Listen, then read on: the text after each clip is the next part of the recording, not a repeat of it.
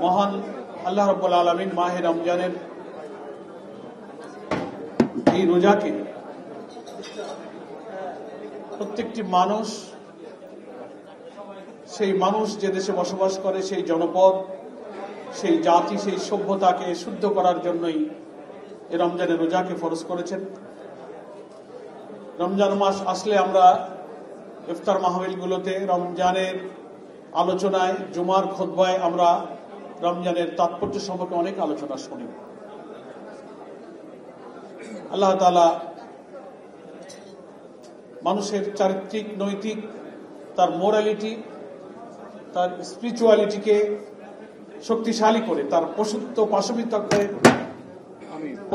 এবং পাশবিকতাকে দমন করে, তার নৈতিকতা, তার মানবতা, তার মানবিকতা বিকশিত করার জন্যই আল্লাহ তাআলা এই মাহে রমজান রোজাকে ফরজ করেছেন। কারণ মানুষের চরিত্র, তার মানবতা, মনুষ্যত্বের যে শক্তি, এটাই কিন্তু ব্যক্তি জীবন এবং সমাজকে পরিশুদ্ধ করে।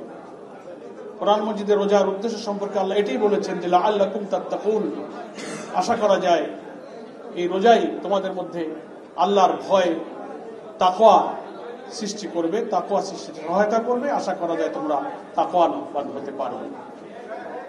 আল্লাহর ভয় এমন এক জিনিস, ব্যক্তির জীবনে প্রতি মুহূর্তে, প্রতি ক্ষণে, প্রতি কাজে, প্রতি সময় যদি সে আল্লাহর কাছে তার কাজের জন্য জবাবদিহির ভয় রাখে, তো সে অন্যায় করতে পারে না, মিথ্যা বলতে পারে না, চুরি করতে পারে না, লুটপাট করতে পারে না। তো একটি দেশের প্রেসিডেন্ট, প্রধানমন্ত্রী, জনপ্রতিনিধি, সমস্ত স্তরের নেতাদের চরিত্রে যদি নৈতিকতা থাকে, সর্বশক্তিমানের কাছে পরকালীন জীবনে জবাবদিহি, তার পাকড়াও হওয়ার কোনো ভয় থাকে, সব মুহূর্তে সে যদি আল্লাহকে অনুভব করে, সে কখনো অন্যায় করতে পারে না। এই জন্যই আল্লাহর প্রতি ঈমান এবং সব কাজের ক্ষেত্রে তাকে ভয় করার সুফল সম্পর্কে আল্লাহ বলেছেন, ওয়ালাউ আন্না আহলাল কুরা আমানু ওয়াত্তাকাউ লাফাতাহনা আলাইহিম বারাকাতিন মিনাস সামাই ওয়াল আরদ। আল্লাহ বলছেন, কোন জনপদের মানুষ যদি ঈমান আনার পর আল্লাহকে ভয় করে সেই জনপদকে গড়তে পারে, অর্থাৎ সব কাজে জবাবদিহিতায়, তার গুড গভর্নেন্স, তার ট্রান্সপারেন্সি, সমস্ত জায়গায় যদি শুধু আল্লাহর ভয় তার অন্তরে থাকে, তাহলেই সে রক্ষা করতে পারে। আল্লাহ বলছেন, লাফাতাহনা আলাইহিম বারাকাতিন মিনাস সামাই ওয়াল আরদ, আকাশ এবং পৃথিবীর সমস্ত বরকতের দরজা সেই জনপদের মানুষের জন্য আল্লাহ উন্মুক্ত করে দেন, খুলে দেন। আমাদের প্রিয় জন্মভূমি এই বাংলাদেশ, আল্লাহ তাআলা এই দেশে আমাদেরকে পাঠিয়েছেন, এখানে আমাদের জন্ম। এই দেশের মানুষের ভালো, রাষ্ট্রের ভালো, সমাজের ভালো আমরা চাই। বিং এ মুসলিম, এটা আমাদের আরো বড় প্রায়োরিটি।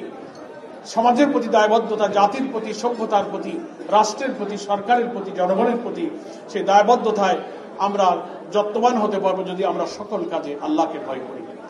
জাতীয় জীবনের রাজনীতিতে আমরা এখন একটা পরীক্ষার সময়, রাজনীতিবিদ আমরা যারা এখানে আছি, আমরা সবাই উপলব্ধি করছি আমরা একটা পরীক্ষা দিচ্ছি, একটা পরীক্ষার মুখোমুখি। সামনে একটি অবাধ নিরপেক্ষ নির্বাচনের জন্য এবং জনগণের নির্বাচিত প্রতিনিধির কাছে ক্ষমতা হস্তান্তরের প্রক্রিয়ায় অন্তর্বর্তীকালীন এই সরকার যে নির্বাচনের লক্ষ্যে যে অভিযাত্রা শুরু করেছে, আমরা সকলেই সরকারের কাছে প্রতিশ্রুতিবদ্ধ। জুলাইয়ের গণ অভ্যুত্থানের চেতনাকে ধারণ করে একটা জাতীয় ঐক্যের মধ্য দিয়ে সেই অবাধ নিরপেক্ষ নির্বাচনে আমরা এই সরকারকে সহযোগিতা করতে প্রস্তুত আছি। কিন্তু আমরা দেখতে পাচ্ছি এই 7 মাসের চলার পথে বারবার এই প্রক্রিয়াকে নানান ষড়যন্ত্র বাধাগ্রস্ত করেছে। কোন ষড়যন্ত্র, আধিপত্যবাদী শক্তির, বিদেশি শক্তির নানান এজেন্ট প্রভুরা এই দেশে আবার আধিপত্যবাদের কালো ধাবা বিস্তার করার জন্য চক্রান্ত করছে। এদেশীয় সেই আধিপত্যবাদীদের সেবাদাসেরা আবার মেতে উঠেছে।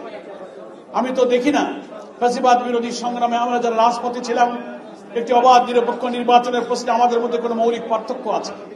চিন্তা, দৃষ্টিভঙ্গির দিক থেকে, সংস্কারের প্রশ্নে, নির্বাচনের প্রশ্নে মৌলিক জায়গায় কিন্তু আমাদের ঐক্যমত্য।